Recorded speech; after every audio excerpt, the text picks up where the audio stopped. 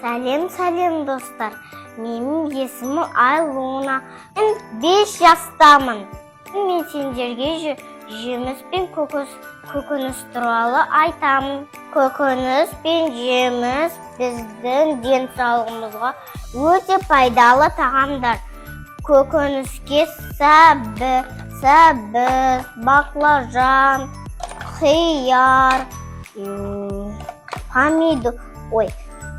картоп, пияз, екінші картоп, бұрыш,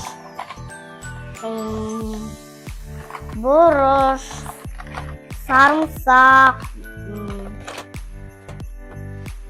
екінші бұрыш, ащы бұрыш. Ал жемістерге алма, алмұрт, жүзім, банан, лимон жатады.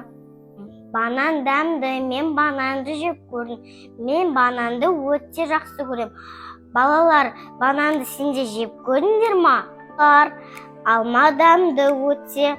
Сендер алманың шырынын ішіп көрдіңдер ме? Мен болсам, мен дәмін ішіп көрдім. Ол өте дәмді. Лимонды не екенін білесіңдер ма? Лимон өте қышқыл, иә? Лимонның түсі сары. Сәбіз өте дәмді. Олар бірақ қатты. Сәбізді көп жесек, бойымыз өседі.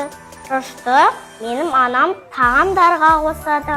Балалар, мынау қияр. Қияр өте қатты. Қандай екен айтыңдаршы? Түсі жасыл. Балалар, мынау пияз. Пияз өте ащы. Менің анам пиязды турағанда да көзіміз ашуымыз мүмкін.